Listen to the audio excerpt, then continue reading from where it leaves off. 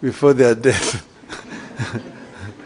That the brave do not taste of death but just once. And I want to say that death is a necessary evil that will come when it will come. And therefore there's no need to fear death. Then the other day I was talking to somebody else, he told me, you shouldn't really fear death.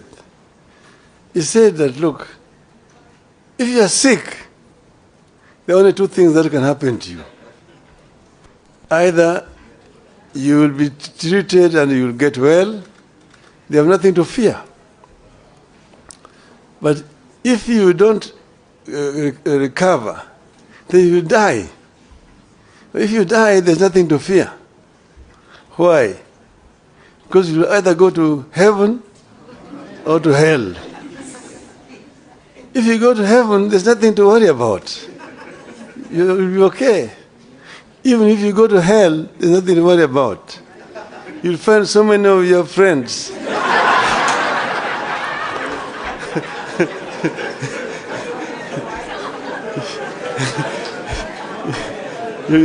So spend a long time just greeting them. How are you? How have you been? Before your time for the fire comes. So therefore, don't fear. You have nothing to fear as Kenyans. We will succeed in the long run. Now, I think this foundation has done a very good thing to choose to hold this conference. And they have told me that they're going to make it an annual event.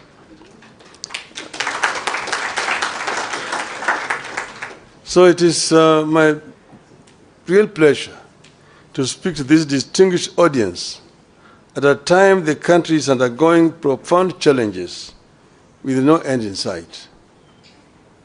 My task is to share with you the alternative economic pathways proposed by the Azimio la Umoja One Kenya Coalition Party for the people of Kenya. I will do that with pleasure. But before I do that, let me thank the Konrad Adenauer Foundation, Stiftung, as it's called in German, for putting together this conference on the subject of transforming a nation.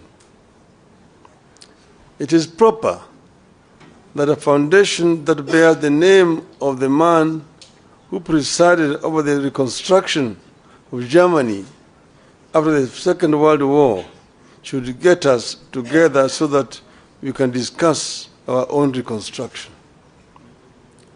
I happen to have been in Germany during its days of reconstruction and transformation, and I can say two things without fear of contradiction. First, transforming a nation takes hard, dedicated, and honest labor of leaders and citizens. Secondly, no nation is beyond reconstruction and transformation. All it takes is leadership. And I arrived when the war had ended, the Marshall Plan had been introduced, and the work of reconstruction was in its second phase. I have found when Konrad Adenauer himself was still the Chancellor, and at that time when we arrived, when you went to Germany, and then you went to Britain and France, who are part of the victor powers, you'd think that it was Germany that won the war, and those countries had lost the war. But Germany had been devastated. Most German cities were bombed, some of them nearly to the ground. There's a city in the eastern part of Germany called Dresden. Dresden was razed almost to the ground. But the British, basically, at the time when, in fact, the war had ended, but because of the anger, what had happened, bombing of London and so on, it was a revenge bombing. But the Germans reconstructed. And at that time, West Germany was the strongest economy in Western Europe. And East Germany was also the strongest economy in Eastern Europe at that time. That was basically because of hard work. I want to say that a year after our election, if you ask Kenyans, are you better off today than you were at the time, this time last year? The answer will be obvious, that we are in a deep hole. Failing policies and grim economic prospects. There is a devastating loss of trust and confidence in our economy, our financial markets, and our government. We are caught in a cycle where reduced spending power leads to loss of jobs, which leads to even less spending, where the people can't borrow because rates charged are too high, yet lack of borrowing slows growth and leads to even less credit. Credible data collected and published by the government confirms all this grim news. And this meeting is taking place as a day after the State of the Nation address by the President. I'm going to try to answer some of the things that he said yesterday. But this is not a response. At the Hustler Fund, which was supposed to support households and micro-enterprises, default on payments at a higher rate than those at the commercial banks, SACCOs, and microfinance. Out of the Hustler Fund's outstanding, that is 10.2 billion shillings worth of loans in the last 9 months, 29% is deemed to be portfolio at risk, implying it has not been serviced by the borrowers as per agreed schedule. This means that borrowed amounts worth about 2.9 billion shillings in Hustler Fund loans fall in the category of non-performing loans. Job cuts are back to the rate where they were during the COVID. According to the CBK survey, more than a quarter of chief executives expect to cut jobs before the end of the year because of increased operating costs and softening demand for goods and services, setting up families for a gloomy festivities period. The Central Bank of Kenya, the survey that targeted CEOs of more than 1,000 private sector firms through online questionnaires, shows that 26.3% of those surveyed expect to cut their workforce between now and the end of the year, while 63.5% will not be hiring any new staff. At the Nairobi Securities Exchange, some 6,256 foreign investors fled in the last 9 months. This is 42% of foreign investors in the country. This exodus is a result of the rapid but unstable tax policies that are scaring away foreign investors and leading to low revenue collections. In October, the same National Security Exchange was ranked the worst performing African bus in the first 9 months of the year in dollar returns. Investors prefer a country with a stable taxation policy, a stable currency, and a growing economy. The current regime is changing tax policy frequently, mismanaging the shilling, and weakening economic growth. Kenyans are ditching mobile payments. A number of local SMEs using payment methods such as pay bills and Lipa na M-Pesa are now asking their customers to use cash when paying for goods and services to avoid taxation. fuel consumption fell rapidly between January and June, dropping to the lowest levels in the more than 5 years. Up to 85% of firms are not paying corporate taxes.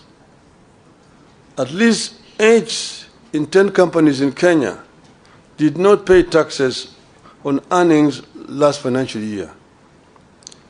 This signals a tough economic environment that hit sales, prompting some businesses to scale down operations.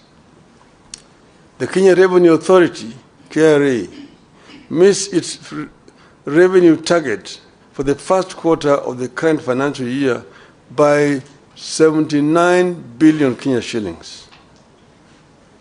Of course, the story of the Kenya shilling on a free fall bears no repeating. It is obvious to everybody. From 120 to the dollar to now 159. I could go on and on, but I beg to stop there so that we can get into what Azimio thinks. The fact is, many Kenyans are both anxious and uncertain of what the future holds. The country is going through a recipe of policy mistakes, failures, and shortcomings served in an authoritarian, paternalistic leadership style.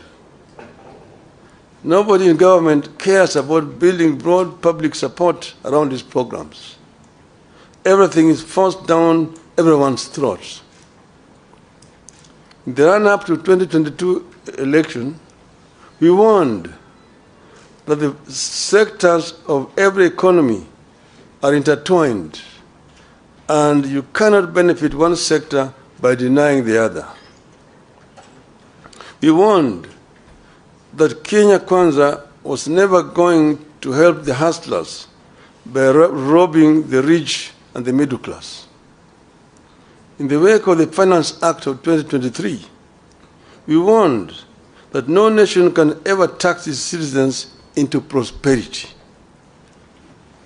We are concerned that it is getting too late to change the course. We fear that consequences of the foundation laid in the first year of this administration could linger for years if nothing is done. Our country could lose the competitive edge that it has always had in the region and sub-Saharan Africa. This bad situation could easily get out of hand. What is to be done? For us in Azimio, reduction in the cost of living is a priority economic imperative. This will be achieved by providing some basic relief to citizens, including reduction of taxes and stimulating production. To release resources to achieve these objectives, government must cut the budget by an estimated 500 billion shillings. The current policies have hit low-income families particularly hard. These are the same low-income families that the administration promised to lift up. These families spend more than 40% of their income on food. They deserve and require relief. In particular, we must cut fuel taxes and raise social welfare payments. At this time of duress, we demand tax cuts, not increases. Kenyans need to see their taxes go down, not up. We believe the current taxation regime is not sustainable. We warned at the beginning that beyond a certain point, increasing taxes leads to lower collection. It has become real as Kenya Revenue Authority misses one revenue target after another. Tax on fuel is up, but fuel levy collection is down. We were during this as a result of our experience when we formed government under NASA. Under NASA, we found an economy that was stagnant, and the growth was negative. Revenue collection was very low, and the Paris Club had actually clamped down on the government. So the government was actually just limping. And when we came into government, what we did was to address the two sides of the balance sheet, income and expenditure.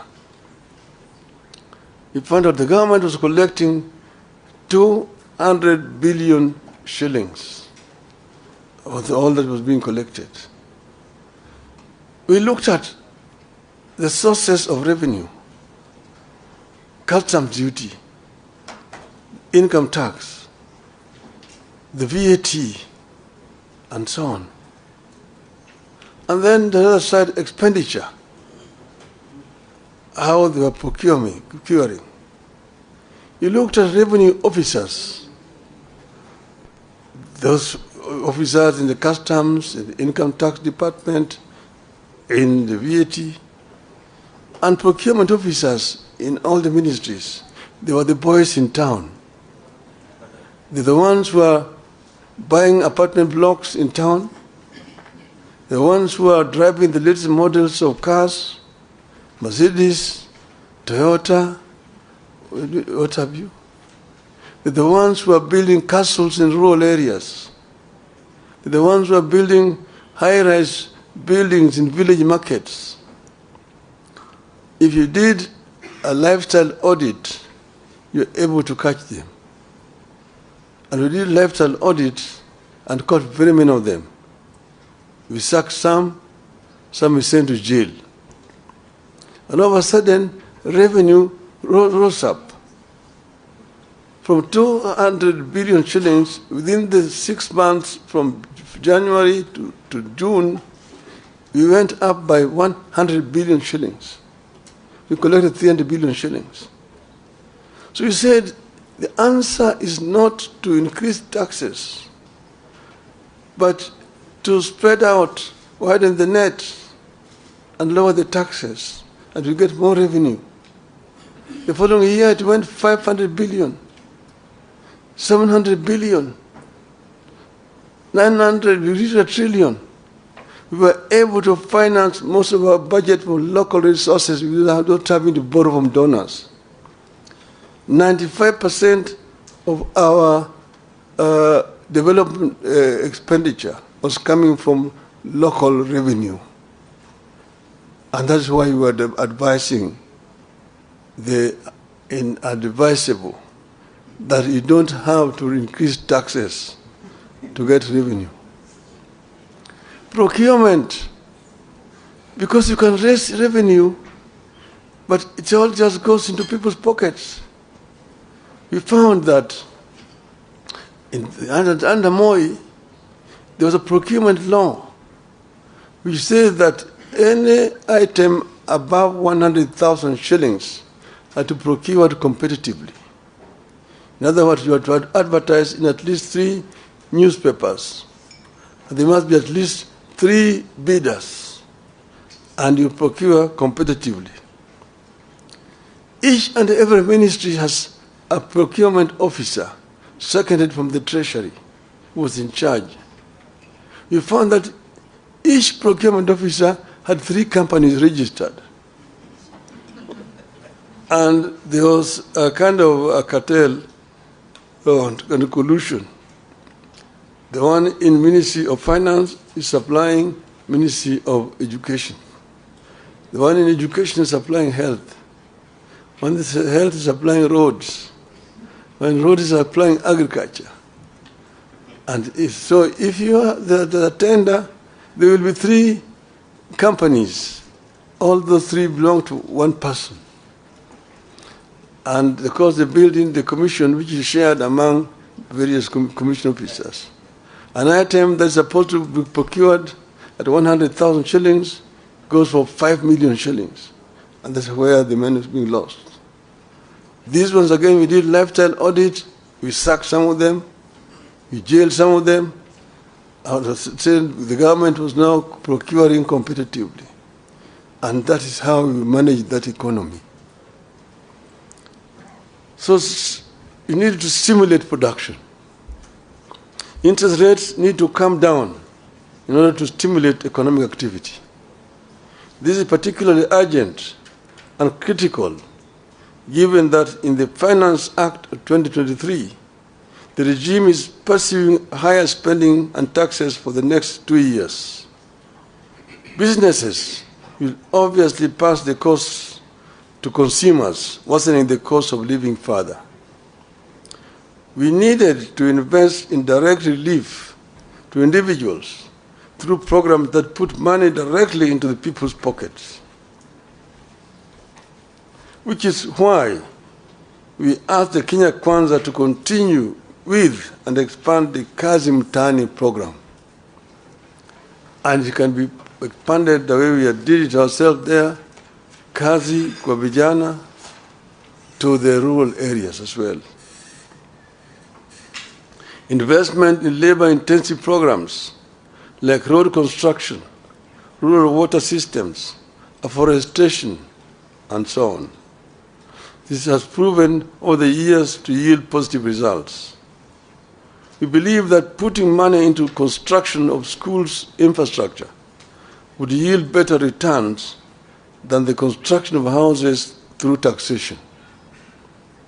Kenyans deserve a raise in the average minimum wage. We should also stop mismanagement of public finances. The country must embrace better fiscal discipline. We do not have to increase our budget in order to look important. State departments with overlapping functions need to be scrapped. Why do we have coordination of international development partnerships at both the Deputy President's Office and the Ministry of Foreign Affairs, complete with budget lines, while the National Treasury also runs an external resources department? At the same time, we need to stop duplication of devolved functions at national level. You have a situation where the national government is competing with the counties in several other functions which are constitutionally devolved, like health, like agriculture, like water, and so on. Why should the national government be the one procuring fertilizers and distributing it to the county government when agriculture is devolved? How about drugs and so on? A few weeks ago, the Controller of Budget told the country that the National Treasury over-budgeted salaries of state officers, including hers, by 3 times, leading to the loss of over 1 billion shillings. The Controller of Budget detailed how the Treasury has been over-budgeting salaries of senior government officials through the consolidated fund services. So far, nobody has been made to bear responsibility for this budgeted corruption. We know very well that regional authorities duplicate county functions. Where do we retain them? Complete with budgets. To those doubting Thomases within the regime, these measures above will release the estimated 500 billion shillings required to bring back the economy on an even keel. Realistic debt management. Currently, Kenya is caught in a debt rut where it has resorted to borrowing more to repay debt. It makes no sense to us to borrow more to repay debt when debt is already too high. It amounts digging when you're already in a deep hole. Our position is that the National Treasury ought to ask creditors to push up payments falling due to a future date rather than keep paying it. This is what people do when they have a crunch in their finances, but know they can pay later when their income is higher. Rescheduling debt is not at the same time as the same thing as debt default. People default when they are bankrupt. Kenya is not bankrupt. Kenya should not default.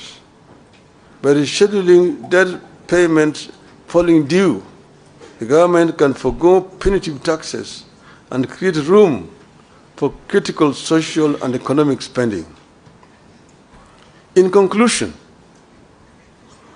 1 year on since the inception of new government, this is the time to reset the economic policy broadly. And you're not going to set this broadly by mere rhetorics, by talking and making promises to the people, empty promises. The effectiveness of government by key initiatives, including the Hatta Fund, should be reviewed by a forum comprised of the government, political parties, the business community, and the civil society. This is what should be happening. And if this happens, we will be able to come up with proper solution to the problem that we are facing today. The government today is living in denial. If you listen to the State of the Nation address yesterday, if you are talking to some people who are living in planet Moon, you are not being realistic to problems confronting this country. And these problems must be confronted frontally, not by trying to give diversions here and there. We have said today that the cost of living is real and is killing the people. It has to be addressed if you are going to actually relieve the plight of the people of this country. This is our position as Azimio. Now finally, Madam, you've written there, Raila Odinga ran for presidency 5 times and lost 5 times. In other words, and each time he complained that he did not lose. I accepted losing elections in 1997. I said I had lost and accepted. In 2007, the jury is out there. Everybody knows what happened. In 2013, everybody knows. 2017, people know. 2022, some of you are around in the country. The so-called Independent Election and Boundary Commission had 7 commissioners. Out of those 7 commissioners, 4 said no. 3 are the ones who said yes. But 4 said no. And they even have come before the Kalonzo team and have said no. And they have said that the chairman